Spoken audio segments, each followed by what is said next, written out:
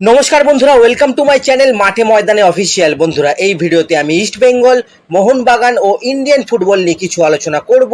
তোমরা যারা যারা আমার ভিডিওটা দেখছো, আমার চ্যানেলটা প্লিজ সাবস্ক্রাইব করে নাও ইন্ডিয়ান ফুটবলের এরকমই আরো আপডেট পেতে। তো প্রথমেই বলি, কালকে আপনারা জানেন যে ইস্ট বেঙ্গলের খেলাগুলোর পরিবর্তিত শিডিউল বেরিয়ে গেছে।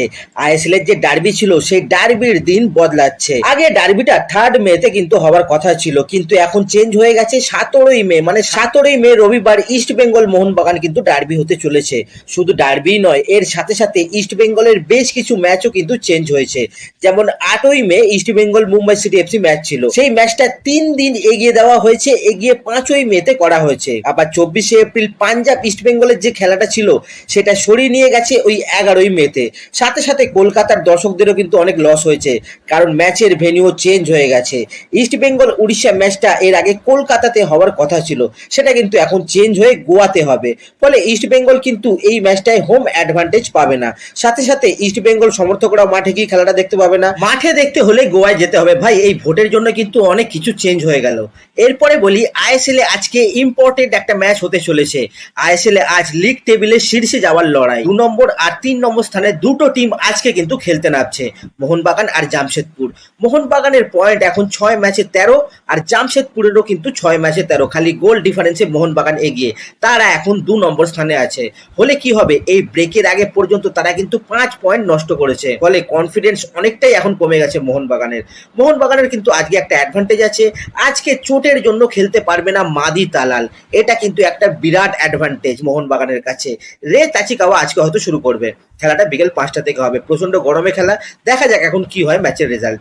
এরপরে বলি, ভারতীয় ফুটবলের এই মুহূর্তের সব থেকে একটা ভালো খবরের কথা, একটা ফিনিক্স পাখির উত্থানের কথা। একটা টিম এর আগে যারা ইন্টারন্যাশনাল বিভিন্ন টুর্নামেন্ট জিতেছিল, যেমন গোথিয়া কাপ, নরওয়ে কাপ, সেই টিমটা হচ্ছে কিন্তু মিনার্ভা পাঞ্জাব।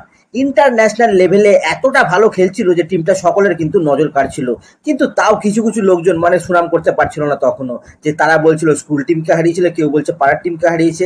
কিন্তু মিনার্ভা পাঞ্জাব এবার সকলের মুখ বন্ধ করে দিল। আন্তর্জাতিক স্তরে তারা কিন্তু লিভারপুলকে 6-0 গোলে হারিয়ে দিয়েছে। অ্যাকচুয়ালি মিনার্ভা এখন একটা টুর্নামেন্ট খেলছে, MIC কাপ, মানে মেডিটেরানিয়ান ইন্টারন্যাশনাল কাপ। সেখানে কালকে তাদের লিভারপুল ইউথ টিমের সঙ্গে কিন্তু খেলা ছিল। মানে Minerva under 15 versus Liverpool under 15 টিমের খেলা ছিল। সেখানে মিনার্ভা একাডেমি 6-0 গোলে লিভারপুলকে হারাচ্ছে। এটা মানে একটা বিশাল বড় ব্যাপার। রঞ্জিত বাজাজ প্রায় ইম্পসিবল কিন্তু পসিবল করছে। এটার জন্য কিন্তু রঞ্জিত বাজাজকে অবশ্যই প্রশংসা দিতে হবে। যাই হোক, মিনার্ভা পাঞ্জাব আপাতত কোয়ার্টার ফাইনালে উঠেছে। এবার আজকে কোয়ার্টার ফাইনাল খেলাটা আছে। আজকে কোয়ার্টার ফাইনালে মিনার্ভা পাঞ্জাবের প্রতিপক্ষ ইউই ফিগারার্স। এই টিমটা হচ্ছে কিন্তু একটা ক্যাটালান স্প্যানিশ টিম, প্রায় 100 বছরেরও পুরনো ক্লাব কিন্তু এটা। তো এই টিমটার সাথে আজকে মিনার্ভার কিন্তু কোয়ার্টার ফাইনাল খেলাটা আছে। খেলাটা দুপুর 2:30 থেকে হবে।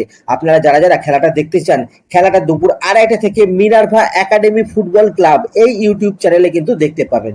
দেখা যাক এখন এরপরে তারা কি করে। যাই হোক, এরপর যদি আমরা একটু আনোয়ার আলীকে নিয়ে কথা বলি, তো আনোয়ার আলীর চোটটি কিন্তু বিভিন্ন তথ্য উঠে আসছে। তো এক্স্যাক্টলি আনোয়ার আলীর কি হয়েছে সেটা এবার বলে দিই। প্রথমত তো আনোয়ার আলীকে অনভ্যস্ত পজিশনে খালিদ জামিল খেলিয়েছে ডিফেন্সিভ মিডফিল্ডে। তার জন্য আনোয়ারের কুচকিতে কিন্তু একটা চোট লেগেছে বা ওই টান ধরেছে বলা যায়। সেইখান থেকে আনোয়ার ইস্ট বেঙ্গলের প্র্যাকটিসে একদিনও যোগ দেয়নি। ফলে অনেকেই টেনশন করছে। তো বলে দিই, আনোয়ারের চোট পরীক্ষা করে যতটুকু জানা গেছে, বলা হচ্ছে যে আনোয়ারের চোটটা বেশি গুরুতর নয়, সামান্য টান লেগেছে, কিছুদিন বিশ্রাম নিলে কিন্তু আনোয়ার ঠিক হয়ে যাবে। সেই জন্য 3 দিন আনোয়ারকে বিশ্রাম দেওয়া হয়েছে।